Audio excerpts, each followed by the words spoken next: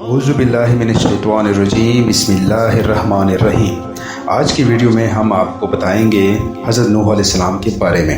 حضرت نوح علیہ السلام کی تبلیغ سے لے کر کشتی بنانے اور عذاب الہی تک مکمل واقعہ۔ قرآن مجید کی 29 صورتوں میں اس عظیم پیغمبر کے بارے میں بتایا گیا ہے اور حضرت نوح علیہ السلام کا نام 43 مرتبہ قرآن مجید میں آیا ہے۔ ہزاروں سال پہلے عرب میں ایک بستی تھی، وہاں کے لوگ اللہ کے نافرمان ہو گئے۔ ان لوگوں کو ہدایت کے لیے اللہ تعالیٰ نے حضرت نوح علیہ السلام کو اپنا رسول چنا۔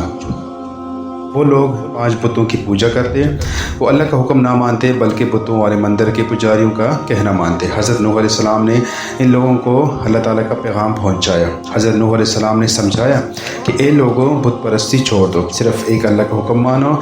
اس پر ان پجاریوں کو غصہ آیا، انہوں نے حضرت نوح علیہ السلام کو جھوٹا کہا۔ بستی کے لوگوں نے بھی حضرت نوح علیہ السلام کی بات نہ مانی اور ایمان نہ لائے۔ حضرت نوح علیہ السلام نے سینکڑوں سال ان لوگوں کو سمجھایا، لیکن وہ لوگ ان کی بات ہی نہ سنتے۔ حضرت نوح علیہ السلام اللہ کا پیغام پھیلانے کی مسلسل کوشش کرتے رہے۔ آخر بہت سے لوگ حضرت نوح علیہ السلام کی دعوت پر ایمان لے آئے اور ان کے ساتھی بن گئے۔ یہ دیکھ کر مندر کے پجاری حضرت نوح علیہ السلام کے دشمن بن گئے۔ ان کے کہنے پر کافر لوگ حضرت نوح علیہ السلام کو نقصان پہنچانے لگے۔ وہ لوگ حضرت نوح علیہ السلام پر پتھر برساتے، انہوں نے حضرت نوح علیہ السلام کو مارنے کی کوشش بھی کی۔ حضرت نوح علیہ السلام نے ان لوگوں کو بتا دیا کہ میرا کام تو بس یہ تھا کہ اللہ کا پیغام تم کو پہنچا دوں، اب ہدایت کی راہ پر چلنا تو تمہاری اپنی مرضی ہے۔ حضرت نوح علیہ السلام نے دعا کی کہ یا اللہ، اب یہ لوگ بہت سرکش ہو گئے ہیں، یہ تو ہماری جانوں کے دشمن بن گئے ہیں۔ یا اللہ، آپ ایمان والوں کو ان ظالموں کی شر سے بچا لیں۔ اللہ تعالیٰ نے حضرت نوح علیہ السلام پر وحی نازل کی کہ ہم ایک بہت بڑا سیلاب بھیجنے والے ہیں۔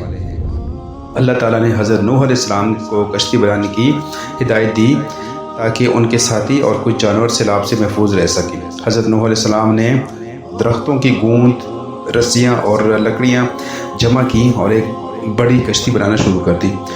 کافر لوگ ان کا مذاق اڑانے لگے کیونکہ جہاں کشتی بن رہی تھی اس جگہ کے قریب نہ کوئی دریا تھا، نہ کوئی جھیل، نہ کوئی سمندر۔ کشتی بن گئی تو بارش شروع ہو گئی۔ اللہ کے حکم سے ہر جانور ایک جوڑا بھی کشتی میں آ گیا، ایمان والے ساتھی بھی سوار ہو گئے۔ بارش بہت زیادہ ہو گئی، پانی پہاڑوں کی آبشاروں سے بہنے لگا اور وادیوں چشموں سے بھی امڑنے لگا۔ سیلاب بھی آ گیا، بجلی چمک رہی تھی، بادل گرج رہے تھے اور تیز ہوا چل رہی تھی۔ سیلاب کی خوفناک لہریں اتنی اونچی ہو گئی کہ ان میں ہر شے ڈوب گئی۔ اس وقت دور دور تک کا منظر ایسا دکھائی دیتا گویا ایک بڑا سمندر ہے۔ اللہ کے نافرمان سرکش لوگ سب ان لہروں میں ڈوب چکے تھے۔ کشتی پانی پر تیرتی رہی اور اللہ تعالیٰ نے حضرت نوح علیہ السلام اور ان کے ساتھیوں کو بچا لیا۔ تمام جانور بھی محفوظ رہے۔ اب حضرت نوح علیہ السلام نے دعا کی اور بارش رک گئی، پانی اترنے لگا، کشتی ایک جودی نامی پہاڑ پر جا کر رک گئی۔ حضرت نوح علیہ السلام اور ان ایمان لانے والے ساتھیوں نے اللہ تعالیٰ کا شکر ادا کیا۔ حضرت نوح علیہ السلام کو آدم ثانی بھی کہا جاتا ہے۔